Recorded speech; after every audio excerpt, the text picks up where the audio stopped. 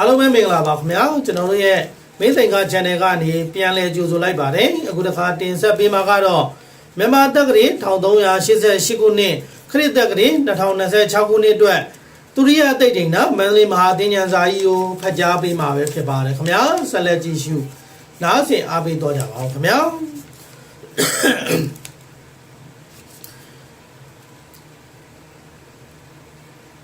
ရှင်းမြန်မာဧကရေဘယံများလက်ထက်ကသိပိတ်တော်18ပါးရိုးရာဓမ္မရာဇာတိရာဇာဂုရုဘွဲ့အမည်များကိုရရှိခဲ့သောပုံနာဝင်ပညာရှိကိစ္စနာမောဟနာ၏မြင့်မြန်မာနိုင်ငံပြည်ကရင်အကြံပေးဖွဲ့ဝင်နက္ခဗေဒင်ပညာရှိဗေဒစိန်နာဗလဆရာကြီးဥဘိုထွေး၏သားဗေဒစိန်နာမယဆရာကြီးဦးလာကြိုင်ဆရာဥပလိုင်းမြီမြန်မာနိုင်ငံပြည်ကရင်အကြံပေးဖွဲ့ဝင်ဆရာဦးမင်းသိန်း BSc Honors မြင့်ဆရာစောထွန်းအောင်တို့ကတွက်ချက်စီမံထုတ်ဝေတော်မြန်မာတက္ကရာ1388ခုနှစ်ခရစ်တက္ကရာ2026ခုနှစ်အတွက်သူရိယအသိဒိဏမန္တလေးမဟာသင်္ကြန်စာကြီးကိုဖတ်ကြားပေးမှာပဲဖြစ်ပါတယ်ခင်ဗျာ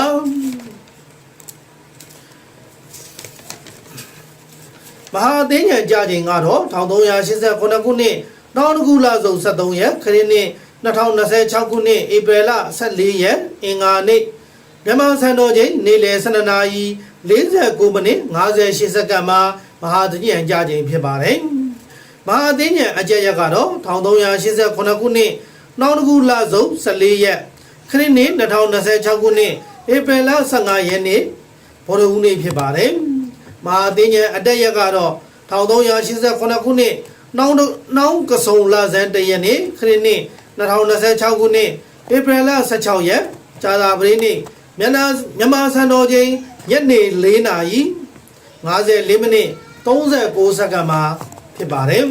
။နှစ်ဆန်း1ရက်နေ့ကတော့1388ခုနှစ်နှစ်ဦးကစုံလဆန်း2ရက်ခရစ်နှစ်2026ခုနှစ်ဧပြီလ19ရက်နေ့တောက်ကြနေ့ဖြစ်ပါတယ်ခင်ဗျာ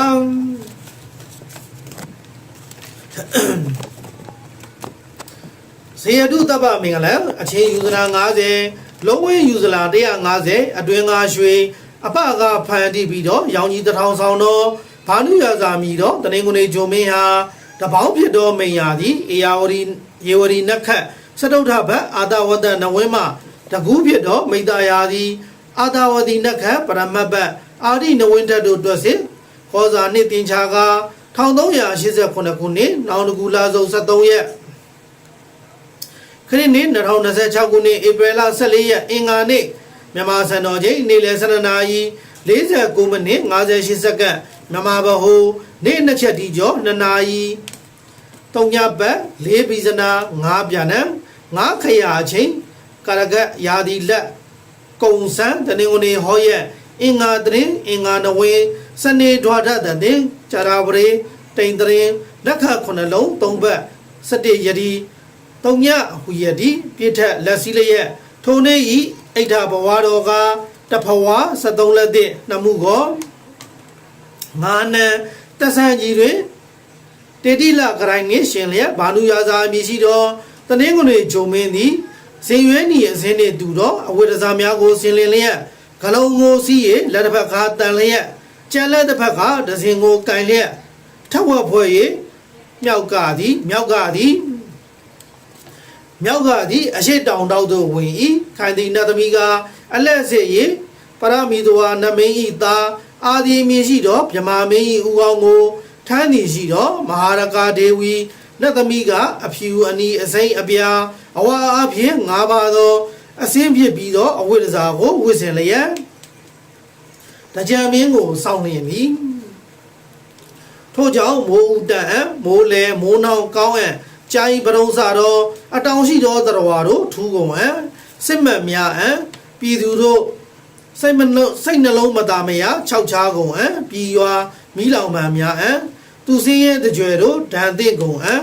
ခီးသွားကုံသွယ်တော်သူတို့ဥပတ်ဖြစ်ကုန်အံ့စဘာအသီးနံမြောက်အံ့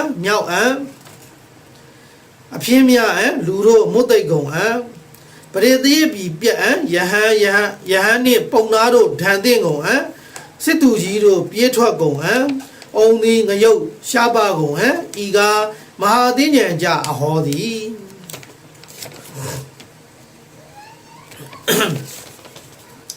တကြံသုံးမဲ့တွင်အာဂါမတဉဏ်ဖြစ်သောကြောင့်တကြံကြသောအချိန်တွင်ဥကောင်းစေမင်္ဂလာပြုရာ၏ဤကအရာများနှင့်အများနှင့်သက်ဆိုင်သောတာမညအခါပေသည်အတိအတဝိသေသအခါပေကတကြံကြသည့်အချိန်တွင်တကြံကြမြေခံသည်တီတိ17လုံး35ယတိ၌အိဋ္ဌယာဟုမြေခံဖြစ်ပါတယ်တင်းညံကြသည့်ရက်မှာအင်္ဂါနေ့ဖြစ်ပါတယ်တို့ဖြစ်ရာတကြံအကြမြေခံယာဟုသားသမီးနှင့်တကြံအကြနှင့်အင်္ဂါနေ့ဘွာသားသမီးတို့မှကျွင့်ကြံကုန်သောနေသားသမီးတို့သည်မိမိတို့၏နေ့အလိုက်ကဟပတိအရက်ကတနင်္ဂနွေနေ့ဘွာသားသမီးများတို့မွေးနှံကြရာတနင်္ဂနွေအရက်ဖြစ်သောအရှိအမြောက်ရက်တို့ကိုပရိဝါဒမှဆက်၍အာယုနာဂရဘုံမိကဟပတိဟုရေတွက်၍လက်ရာရစ်အားဖြင့်အရက်မျက်နှာကိုလှည့်၍ယူရပင်အနောက်တောင်အရက်သည်ကဟပတိအရက်ဖြစ်ပါတယ်ထို့ကြောင့်တနင်္လာနေ့သားသမီးများကအနောက်ရက်ဗုဒ္ဓသားသမီးကမြောက်ရက်ကြာသပတေးနေ့သားသမီးကအရှိရက်တောက်ကြနေ့သားသမီးကတောင်ရက်စနေသားသမီးကအရှိမြောက်ရက်စသောအရက်မျက်နှာများတို့မျက်နှာမူပြီးလျင်မိမိတို့၏နာ၏အမြင့်များဖြစ်သောတနင်္ဂနွေကဒန်းညွန့်တနင်္လာကအုံညွန့်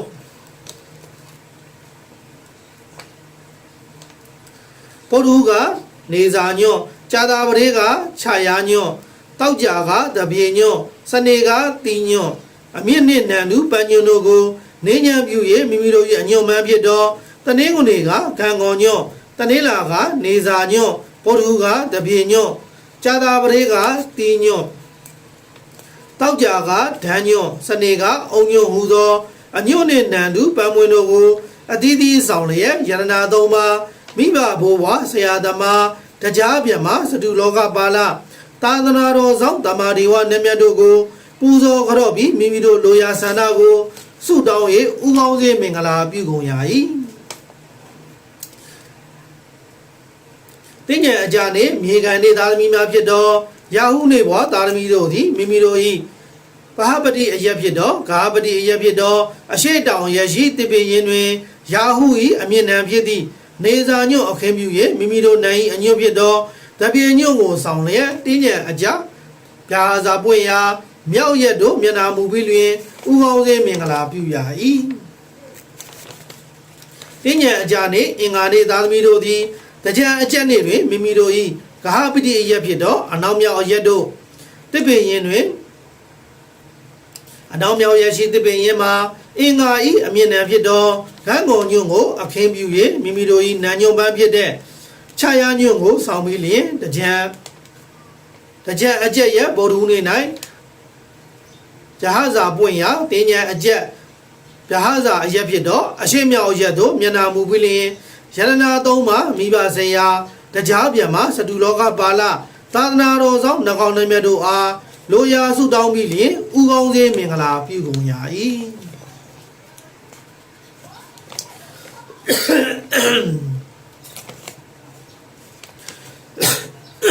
sorry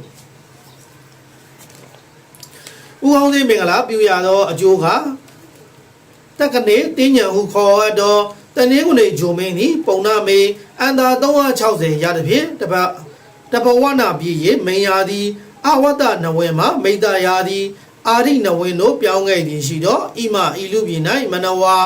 တတဝါဟုခေါ်အပ်ကုန်သောမနုဇာလူအပေါင်းတို့သည်တိယာဥကောင်းစေကုန်ရာ၏တေတံထိုဥကောင်းစေကုန်သောသူတို့ဟာတတဘာဂီခုနှစ်ကဖြစ်ကုန်သောယောဂီအနာမျိုးတို့သည်လည်းဝိနာတေယုံကင်းပြောက်ကုန်၏ဒုက္ခဘာဂီချမ်းသာခြင်း၏အဖို့ဖြစ်ကုန်သောတတတဟတာနိတသိန်းသောအကျိုးတို့သည်ဘဝယုံဖြစ်ကုန်ရာ၏တင်ညာခါရှောင်းခြင်းရအမှုများကနရုဒံမေထုနံသူယာ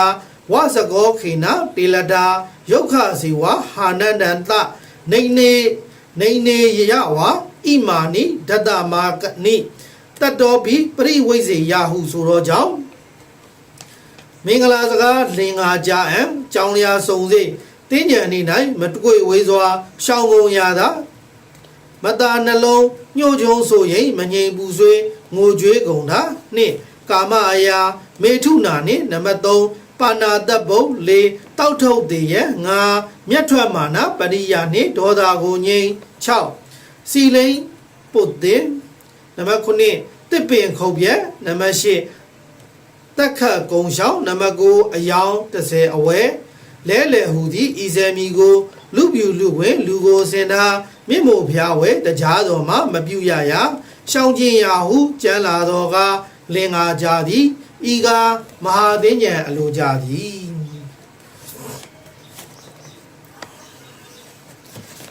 ဘုဆက်လက်ပြီးတော့ခုနှစ်နှစ်နဲ့ခုနှစ်နှစ်ဘွားသာသမီများအတွက်မြန်မာတက္ကရာ1388ခုနှစ်ခရစ်တက္ကရာ2026ခုနှစ်အတွက်မဟာသင်္ကြန်စာတနေ့စာဟောစံကြီးကိုဆက်လက်ဖတ်ကြားပေးမှာဖြစ်ပါတယ်ခင်ဗျာအခုတခါတင်ဆက်ပေးမှာကတော့တနင်္ဂနွေသားမီးများအတွက်မြန်မာတက္ကရာ1388ခုနှစ်အတွက်တနှစ်တာဟောစံကြီးပဲဖြစ်ပါတယ်ခင်ဗျာတနင်္ဂနွေနေ့ဘွားသားသမီးတို့သည်ဤနှစ်တွင်ဆွေမျိုးမိတ်ဆွေတင်ကားအပေါင်းလူအဖွဲ့အစည်းနှင့်ရှင်တွဲနေထိုင်ရန်ခက်ခဲမှုရှိပြီးအထီးကျန်ဆန်နေတတ်ပါတယ်အပျော်အပါအတောက်စားနှင့်ရှင်တွဲနေရတတ်သည်ငယ်ရွယ်သူအဖို့တည်ငြိမ်တဲ့သည့်ကာလဖြစ်၍မသိလျှော်သူတို့နှင့်အဖန်ဖန်ကြုံတွေ့ရတတ်သည်အလုတ်အကင်တွင်ရေလိုက်ငားလိုက်လုတ်တိုင်းအောင်မြင်နေသည့်အချိန်ခါဖြစ်ပြီးကျေးဇူးရှိသူတို့အပေါ်အထူးအမှတ်ရှိနေသင့်သည်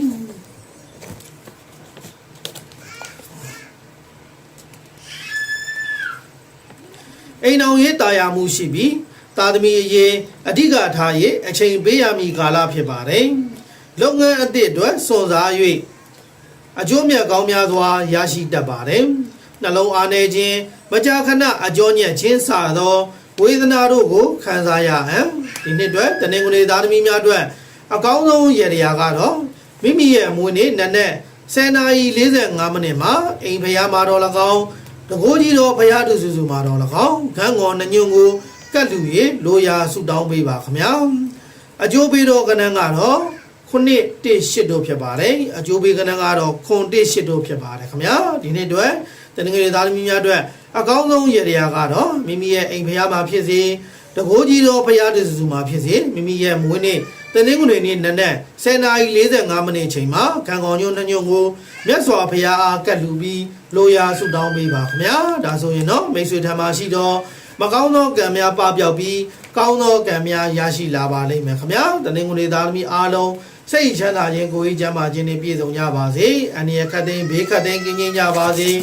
စိတ်သွားတိုင်းကိုပါလိုရာဆန္ဒတွေလည်းတလုံးတော်ရတဲ့ပြေဝနိုင်ကြပါစေလို့ဆုမွန်ကောင်းတောင်းပေးလိုက်ပါတယ်ခင်ဗျာအခုတခါဆက်လက်ပြီးတော့ဖတ်ကြားပေးမှာကတော့တနင်္လာသားသမီးများအတွက်မြန်မာတက္ကရာ1388ခုနှစ်ခရစ်တက္ကရာ2026ခုနှစ်အတွက်နှစ်တာမြန်မာသင်္ကြန်စာဟောစံကြီးပဲဖြစ်ပါတယ်ခင်ဗျာတနင်္လာသားသမီးများဟာဤနှစ်မှာမိမိစိတ်၌အချိန်ကာလကြာမြင့်စွာဆန္ဒပြင်းပြတော့လုပ်ငန်းအသစ်တို့အကောင့်ထဲပေါ်၍ရင်တမမနဲ့လှုပ်ဆောင်ရမည့်အချိန်ကာလဖြစ်ပါတယ်ဒီနေ့ဟာအလုပ်သဘောရအကောင့်ဘက်တို့ဦးတည်နေတော့လဲစိတ်ကမရှိအရာရာကိုထိရှာလွယ်သောကြောင့်ထောင်နှံအမှုခင်းတို့နှင့်အတိုက်ခံများကြုံတွေ့ရတတ်ပါတယ်အမှုခင်းဖြစ်ခင်းများထောင်ကြခင်းများလည်းရှိနေတတ်တာကိုသတိထားရမှာပဲဖြစ်ပါတယ်ကားချံကြောက်မြတ်ရတနာတို့ရောင်းချခြင်းမှာအကျိုးမြတ်များရရှိမှာမယ်အချစ်ရေးမှာစံပွင့်ပြီးမကြာခဏအပြောင်းလဲများခြင်းကြောင့်ဆန္ဒကိုတိတ်ခါပြည့်ထိန်းသိမ်းရမည့်ကာလဖြစ်ပါတယ်ပညာရေး၌အနှဲငယ်ညံ့ရေးခက်ခဲမှုကြားမှာလည်းအောင်မြင်လာတတ်ပါတယ်ကျမ်းမာရေးနဲ့ပတ်သက်ပြီးကြောက်ကန့်နှင့်အရေးပြားယောဂါတို့ကိုခံစားရတတ်ပါတယ်ဒီနှစ်အတွက်တနင်္လာသားမီးများအတွက်အကောင်းဆုံးရည်ရကတော့မိမိရဲ့မွေးနေ့နက်9:36မိနစ်အချိန်မှာအိမ်ဖျားမှာဖြစ်စေတကိုးကြီးတော်ဘုရားသူစုဖြစ်စေမြတ်စွာဘုရားအားပန်းသီးစွန်းကတ်လူ၍လိုရာဆုတောင်းပေးပါဒီနှစ်အတွက်ထီဝါဒနာပါလို့ထီထိုးမယ်ဆိုရင်တော့အကျိုးပေးကဏ္ဍကတော့3ည3ခွန်ကဏ္ဍတို့ဖြစ်ပါတယ်ထီဝါဒနာပါလို့ထီထိုးမယ်ဆိုရင်တော့3ည3ခွန်ကဏ္ဍများများပါတဲ့ထီများကိုရွေးချယ်ထိုးပေးရမှာပဲဖြစ်ပါတယ်ဒီနှစ်အတွက်အကောင်းဆုံးရည်ရကတော့ တနင်္လာသားမီးများဟာမိမိရဲ့မွေးနေ့တနင်္လာနေ့နနက်9:36မိနစ်အချိန်မှာအိမ်ဖျားမှာဖြစ်စေတကိုးကြီးဖျားသူစုမှာဖြစ်စေမြတ်စွာဘုရားအားပန်းသီးစွန်းကတ်လူ၍လိုရာဆုတောင်းပေးရမှာပဲဖြစ်ပါတယ်ခင်ဗျာဒါဆိုရင်တော့မကောင်းသောကံများပပျောက်ပြီးကောင်းသောကံများရရှိလာမှာပဲဖြစ်ပါတယ်ခင်ဗျာအားလုံးသောတနင်္လာသားမီးအပေါင်းစိတ်ချမ်းသာခြင်းကိုယ်ရေးကျမ်းမာခြင်းနဲ့ပြည့်စုံကြပါစေအန္တရာယ်ခတ်သိမ်းဘေးခတ်သိမ်းကင်းခြင်းကြပါစေစိတ်သွားတိုင်းကိုပါလိုရာဆန္ဒတွေလည်းတလုံးတော်ရတဲ့ပြေဝနိုင်ကြပါစေလို့ဆုမွန်ကောင်းတောင်းပေးလိုက်ပါတယ်ခင်ဗျာအခုတခါဆက်လက်ပြီးဖကြားပေးမှာကတော့အင်္ဂါသားမီးများအတွက်မြန်မာတက္ကရာ1388ခုနှစ်ခရစ်နှစ်2026ခုနှစ်အတွက်တနေ့စာမြန်မာတင်းကျန်စာဟောစံကြီးကိုဖကြားပေးမှာပဲဖြစ်ပါတယ်ခင်ဗျာအင်္ဂါသားမီးများဟာယခုနှစ်မှာအတိုက်ခံများလေအောင်မြင်လေဟူသောအချက်ကအဓိကဖြစ်ပြီးရောက်သောအရက်ဒေသတို့၌အစဉ်ပြေ၍အခွင့်ထူးများရရှိတတ်ပါတယ်အခြေရင်းနှင့်အိမ်တော်ရေးမှာအနေဒီတလောက်လူမှုရေးအပိုင်းမှာရှုပ်ထွေးမှုရှိနေတတ်ပါတယ်အပျော်ပါးနဲ့မိမပတ်သက်ခြင်းမှာရှောင်ကျဉ်သင့်ပါတယ်စိတ်ပိုင်းဆိုင်ရာအညံ့ကြုံ၍တည်ငြိမ်မှုရှိအောင်ဘာသာတရားပေါ်စိတ်သွားတိုင်းကိုပါအောင်ကျင့်ကြံသင့်ပါတယ်အများနေဆိုင်သောအစုဆက်ရှယ်ယာများနှင့်ငွေကြေးချင်းကားခြင်းတို့ကိုတတိနှင့်ရှင်၍လုပ်ကိုင်သင့်ပါတယ်ကျန်းမာရေးနှင့်ပတ်သက်ပြီးအမြင်အောင်နှင့်ကရင်ယောဂဝေဒနာတို့ကိုခံစားရတတ်ပါတယ်ခင်ဗျာရရကတော့မိမိရဲ့မွေးနေ့နက်နဲ့8:29မိနစ်အချိန်မှာအိမ်ဖျားမှာလို့မဟုတ်တကိုကြီးဖျားသူစုမှာထောပတ်သမင်းကတ်လူပြီးလိုရာဆုတောင်းမှာဒီနှစ်အတွက်အကျိုးပေးကဏ္ဍကတော့468ကဏ္ဍတို့ဖြစ်ပါတယ်ထီဝါဒနာပါလို့ထီထိုးမယ်ဆိုရင်တော့468ကဏ္ဍများပါတော့ထီကိုရွေးချယ်ထိုးပေးလိုက်ပါဒီနှစ်အတွက်အင်္ဂါသားသမီးများအတွက်အကောင်းဆုံးရည်ရကတော့မိမိရဲ့မွေးနေ့အင်္ဂါနေ့နက်နက်စောစောမှာမွေးနေ့နက်နက်စောစော8:29မိနစ်အချိန်မှာအိမ်ဖျားမှာဖြစ်စေတကိုးကြီးတော်ဖျားတူစုမှာဖြစ်စေမြတ်စွာဘုရားအားထောပတ်စွန်းထောပတ်ထမင်းကတ်လူပူဇော်၍လိုရာဆုတောင်းပေးလိုက်ပါခင်ဗျာမိမိထံမှာရှိသောမကောင်းသောကံများပပျောက်ပြီးကောင်းသောကံများရရှိလာပါလိမ့်မယ်အားလုံးသောအင်္ဂါနေသားသမီးအားလုံးစိတ်ချမ်းသာခြင်းကိုယ်ဤကျမ်းမာခြင်းနဲ့ပြည့်စုံကြပါစေအန္တရာယ်ခတ်သိမ်းဘေးခတ်သိမ်းကင်းခြင်းပါစေစိတ်သွားတိုင်းကိုပါလိုရာဆန္ဒတွေလည်းတလုံးတော်ရတဲ့ပြည့်ဝနိုင်ကြပါစေလို့ဆုမွန်ကောင်းတောင်းပေးလိုက်ပါတယ်ခင်ဗျာ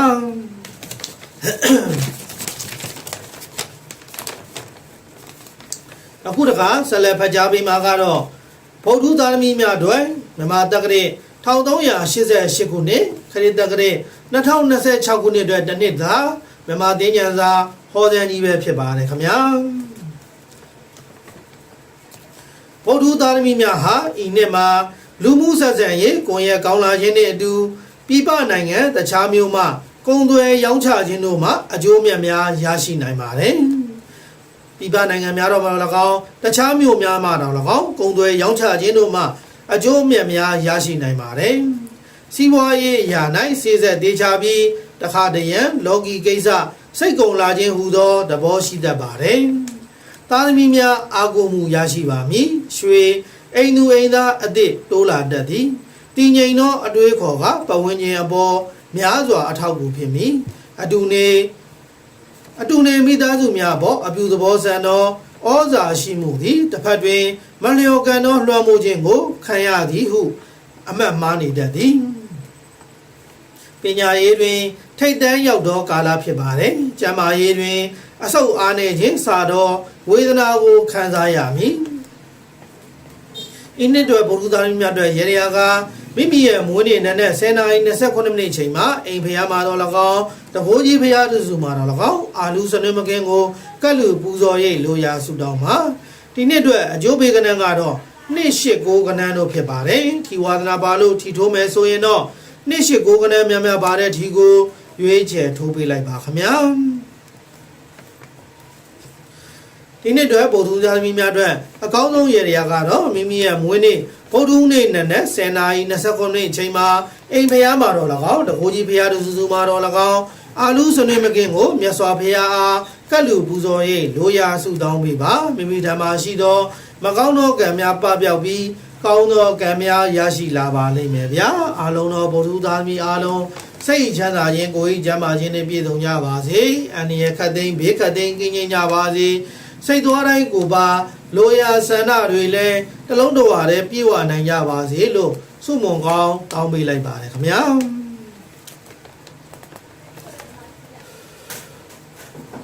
အခုတခါဆက်လက်ဖတ်ကြားပေးမှာကတော့ရာဟုနေဘွားသားသမီးမျိုးတွေမြန်မာတက္ကရာ1388ခုနှစ်ခရစ်တက္ကရာ2026ခုနှစ်အတွက်တစ်နှစ်တာအထူးဟောစံကြီးပဲဖြစ်ပါတယ်ခင်ဗျာရာဟုနေဘွားသားသမီးတို့ဟာဤနှစ်မှာမိတ်ဆွေကောင်းတို့ဤဆောင်မမှုဖြင့်ပတ်ဝန်းကျင်တစ်တွင်အလောက်အကိုင်းအခြေအနေကောင်းမှုမီအခြေအနေလျောက်ဖြစ်ပေါ်လာတော့မခံခြင်းစိတ်ကြောင့်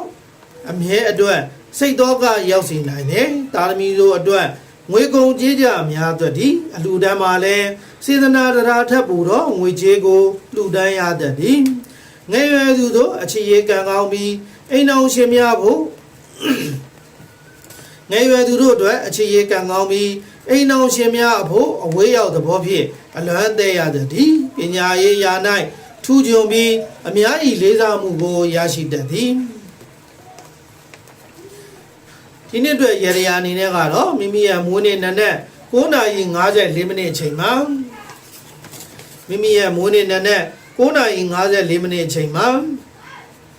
အိမ်ဖျားမှာတော့၎င်းတကိုးကြီးဖျားသူစုပေါ်တော့၎င်းပဲဤကြကွေးဆုံးကလူရဲ့လိုရာဆူတောင်းပါခင်ဗျာအကျိုးပေးကဏ္ဍကတော့363ညကဏ္ဍတို့ဖြစ်ပါတယ်ဒီဝါဒနာဘာလို့ထီထိုးမယ်ဆိုရင်တော့363ညကဏ္ဍများပါတဲ့ထီကိုရွေးချယ်ထိုးပေးပါရာဟုသားသမီးများအတွက်အကောင်းဆုံးရေရာကတော့မိမိရဲ့မွေးနေ့ရာဟုနေ့ဗုဒ္ဓဟူးနေ့နံနက်9:54မိနစ်ချိန်မှာအိမ်ဖျားမှာတော့၎င်းတဘိုးကြီးဖျားမှာတော့၎င်းမြတ်စွာဘုရားအားပဲဤကြကွင်းနဲ့စွန်ကလူပူဇော်၍လိုရာဆုတောင်းပေးပါခင်ဗျာဒါဆိုရင်တော့မိမိထံမှာရှိသောမကောင်းသောကံများပပျောက်ပြီးကောင်းသောကံများရရှိလာပါလိမ့်မယ်ဗျာအားလုံးသောရာဟုနေ့ဘွားသားသမီးပေါင်းစိတ်ချမ်းသာခြင်းကိုယ်ကြီးကျန်းမာခြင်းနဲ့ပြည့်စုံကြပါစေအန္တရာယ်ခတ်သိမ်းဘေးခတ်သိမ်းကင်းကျင်းကြပါစေစိတ်သွားတိုင်းကိုပါလိုရာဆန္ဒတွေလည်းတလုံးတော်ရတဲ့ပြည့်ဝနိုင်ကြပါစေလို့ဆုမွန်ကောင်းတောင်းပေးလိုက်ပါတယ်ခင်ဗျာအခုတခါဆက်လက်ဖတ်ကြားပေးမှာကတော့ဇာတာပရိပုတ္တသမီးများအတွက်မြန်မာတက္ကရာ1388ခုနှစ်ခရစ်နှစ်တက္ကရာ2026ခုနှစ်အတွက်တစ်နှစ်တာအထူးဟောစံကြီးပဲဖြစ်ပါတယ်ဇာတာပရိသတ်သမီးများဟာယခုနှစ်မှာလုပ်ငန်းများဆောင်ရွက်ရာ၌ဥပဒေနှင့်မကင်းသောလုပ်ငန်းများကိုရှောင်ရှားသင့်ပါတယ်စိတ်သောကများ၏ထင်ရှားဆိုင်တဲ့ခြင်းသဘောရှိသောကြောင့်စိတ်တည်ငြိမ်အောင်ထားတတ်ရပါမည်အနည်းဆုံးလုပ်ငန်းတစ်မျိုးလုပ်ကိုင်ရတတ်ပါသည်မိသားစုနှင့်ဆွေမျိုးသားချင်းတို့၏ခက်ခဲမှုတို့အားပခုံးနှံဆောင်ရွက်ရတဲ့ကာလဖြစ်ပါတယ်ပညာရေးမှာခိုင်မြဲသောစိတ်ထားရှိနိုင်မှသာအောင်မြင်မှုရှိနိုင်မည်အတေးအိမ်မက်ဆိုးများထဲမှာပိတ်မိနေပတ်တတ်ပါတယ်ကျန်းမာရေးနဲ့ပတ်သက်ပြီးအောင်ကျော်ယောဂလက်ကောင်းယောဂဂရင်းကြီးနာယောဂတို့ကိုခံစားရတတ်ပါတယ်အခြေအနေနဲ့ပတ်သက်ပြီးမတဲ့မတူအတူနေမကြာခဏကိုယ်ကွင်းရသောသဘောရှိပါတယ်ဒီနှစ်မှာအတာစားတာကတော့ဇာတာပရိသတ်သမီးများဖြစ်ပါတယ်ခင်ဗျာရေရာအနေနဲ့ကတော့မိမိရဲ့မွေးနေ့နံနက်8:54မိနစ်အချိန်မှာအိမ်ဖျားမှာမြတ်စွာဘုရားမဝင်းငါဆုံးကက်လူပူဇော်၍လိုရာဆုတောင်းပါ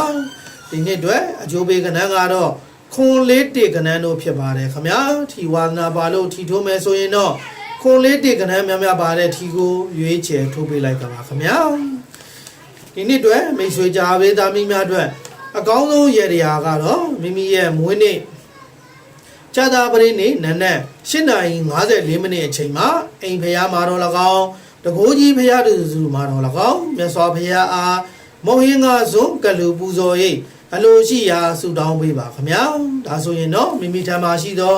မကောင်းသောကံများပပျောက်ပြီးကောင်းသောကံများရရှိလာပါလိမ့်မယ်ခင်ဗျာအလုံးသောဇာတာပရိသတ်မိတ်ဆွေပေါင်းစိတ်ချမ်းသာခြင်းကိုယ်ကြီးကျန်းမာခြင်းနဲ့ပြည့်စုံကြပါစေ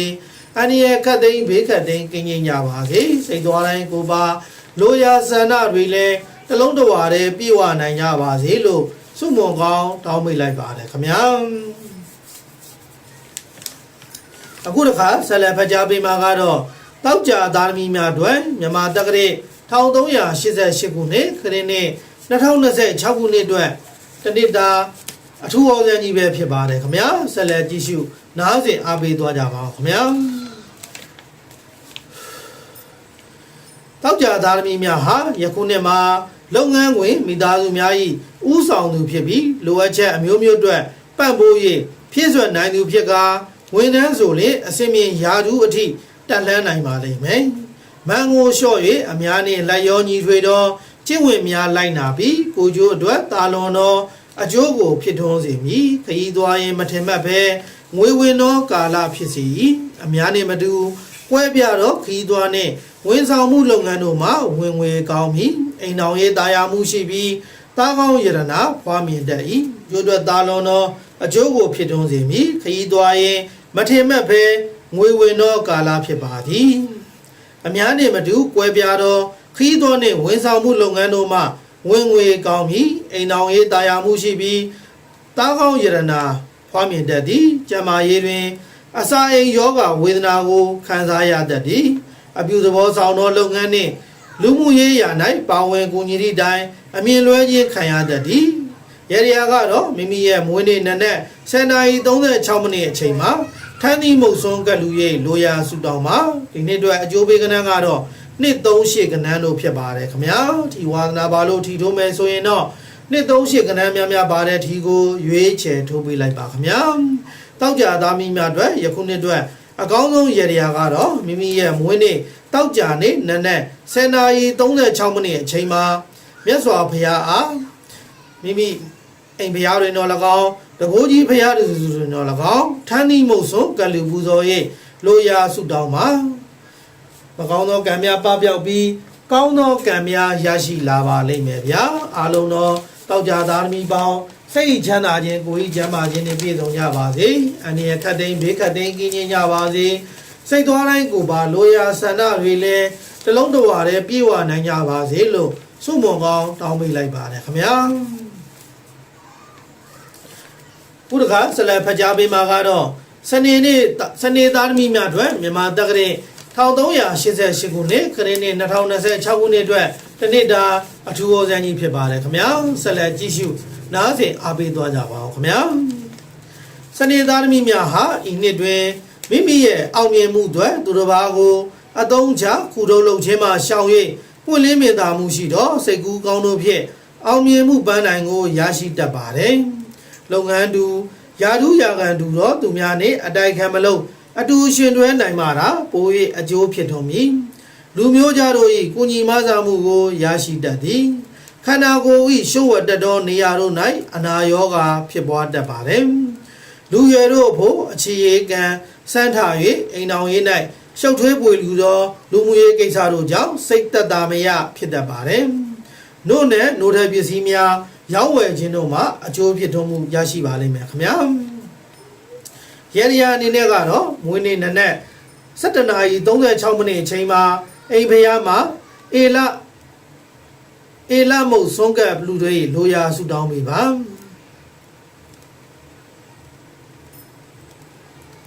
အကျိုးပေးကဏ္ဍကတော့1-5ခွန်ခဏတို့ဖြစ်ပါတယ်ခင်ဗျာဒီဝါသနာပါလို့ထီထိုးမယ်ဆိုရင်တော့1-5ခွန်ခဏများပါတဲ့ထူကိုရွေးချယ်ထိုးပေးလိုက်ပါခင်ဗျာစနေသားသမီးများအတွက်အကောင်းဆုံးရတရားကိုဖော်ပြပေးမှာပဲဖြစ်ပါတယ်ခင်ဗျာစနေသားသမီးများဟာမိမိရဲ့မွေးနေ့စနေနေ့နံနက်17:36မိနစ်အချိန်မှာအိမ်ဖျားမှာတော့၎င်းတကူကြီးဖျားစုစုမှာတော့၎င်းမြတ်စွာဘုရားအားအေလမုတ်ဆုံးကပ်လူရေလိုရာဆုတောင်းပေးပါခင်ဗျာလာမုတ်များဆုံးကပ်ပူဇော်ရေးလိုရာဆုတောင်းပေးပါဒါဆိုရင်တော့မိမိထံမှာရှိသောမကောင်းသောကံများပပျောက်ပြီးကောင်းသောကံများရရှိလာပါလိမ့်မယ်ခင်ဗျာအားလုံးသောစနေသားသမီးအားလုံးစိတ်ချမ်းသာခြင်းကိုယ်ကြီးချမ်းသာခြင်းနဲ့ပြည့်စုံကြပါစေအန္တရာယ်ခတ်သိမ်းဘေးခတ်သိမ်းကင်းခြင်းကြပါစေစိတ်သွားတိုင်းကိုပါလိုရာဆန္ဒတွေလည်းတလုံးတဝါတည်းပြည့်ဝနိုင်ကြပါစေလို့ဆုမွန်ကောင်းတောင်းပေးလိုက်ပါတယ်ခင်ဗျာတကြံအတာတန်သောအခါမြန်မာတက္ကသိုလ်1389ခုနှစ်ကစုံလဆန်း1ရက်ခရစ်နှစ်2026ခုနှစ်ဧပြီလ16ရက်ကြာသပတေးနေ့မြန်မာစံတော်ချိန်ညနေ4:54မိနစ်39စက္ကန့်မြန်မာဗဟိုနေ့3ချက်တီကျော်4နာရီတပတ်30ပြည့်စနာ3ပြာ3ခရာအချိန် ကံယာဒီလက်မိန်ယာဒီစံတနင်္လာဟောရက်စနေတရင်အင်္ဂါနဝင်းစနေဒွါဒတဲ့ဂျာရာပရိတိန်တရင်နက္ခ12လုံး3ညပတ်14ရက်ကြီး25ဝီယဒီထက်လက်စီရဲ့ထုံနာယီအိဋ္ဌဘာဝဟာ19ဘဝ9လက်သေးတမှုယောနှစ်နန်းတဆန်ကြီးတွင်တကုဏိကရိုင်းနှင့်ရှင်လျက်တိရိတူရိယတိတ်တိန်နတန်တိတ်တမတာဘူးပြူဒီနှင့်အညီတာညီဝေါဟာတက္ကရေ1388ခုနှစ်ပြည့်၍1388ခုနှစ်တို့အတာတတ်ပါတယ်အတာအသင့်သောကြာလာဝိသားမီတို့သည်အတာတတ်သောအချိန်တွင်ယရနာ9ပါးဖြင့်ဆင်